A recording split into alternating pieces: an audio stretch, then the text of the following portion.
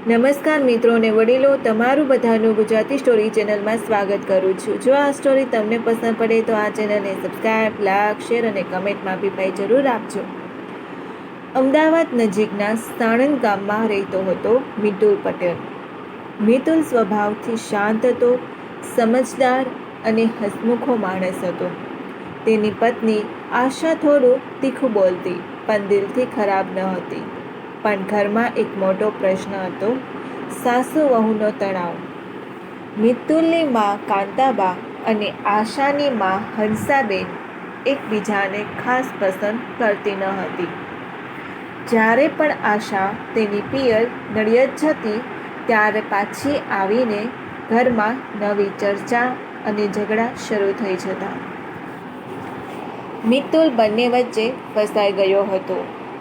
જો પત્નીનો પક્ષ લે તો માં ગુસ્સે થાય અને જો માનો પક્ષ લે તો આશા ઘર છોડવાની ધમકી આપે.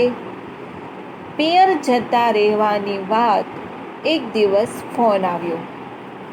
આશાએ ફોન ઉપાડ્યો, વાત કરી લીધી અને તે પછી કહ્યું, મારી માની તબિયત સારી નથી, મારે થોડા દિવસ માટે નડિયાદ જવું પડશે. મિતુલ અખબાર વાંચતો હતો. તે બોલ્યો, બરાબર, પણ બાને પૂછજે. આશા એકદમ ગુસ્સે થઈ ગઈ અને બોલી, હંમેશા એમ જ, તમે પોતે કેમ નથી પૂછતા? મિતુલ હસ્યો, ચાલ આ વખતે હું પણ તારી સાથે જ આવું. આશા આશ્ચર્યમાં પડી ગઈ. શું તમે મારા મમ્મીના ઘરે આવશો? હા, કેમ નહીં?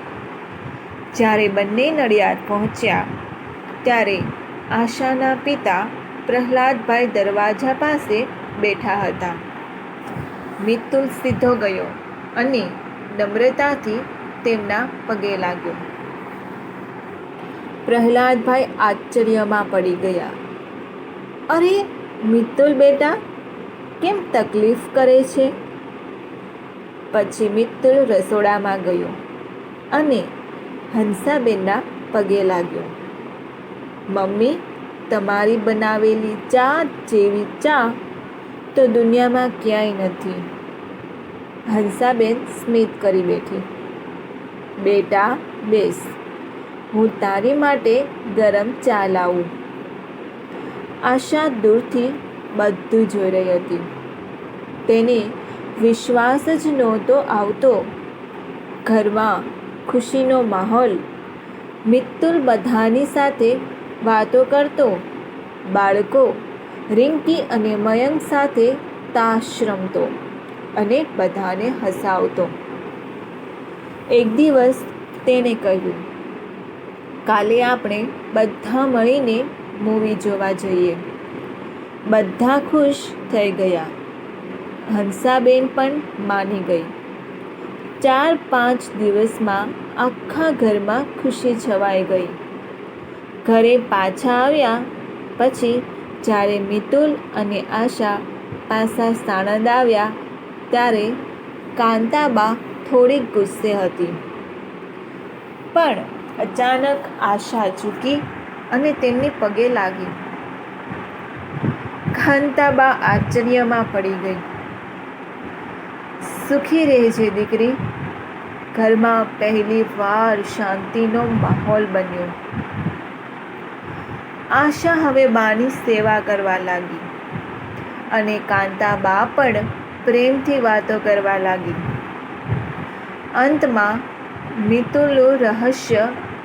એક દિવસ આશાએ પૂછ્યું, સાચું કહો, તમે અચાનક એટલા બદલાઈ ગયા કેમ? મિતુલ હસ્યો.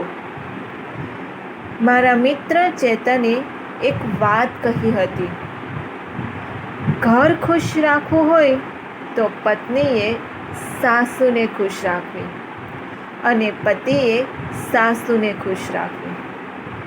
એ જ પરિવારના સુખ માટેનો સાચો મંત્ર છે. આશા થોડું હસી અને બોલી, અરે બસ એટલું જ? મિત્તલ બોલ્યો.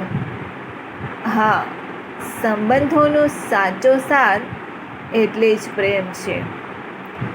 આ વાર્તામાંથી શીખ તો મળે છે કે ઘરમાં પ્રેમ, સન્માન અને થોડું સમજદાર વર્તન હોય તો મોટામાં મોટો ઝઘડો પણ સંબંધોમાં મીઠાશ લાવી શકે છે.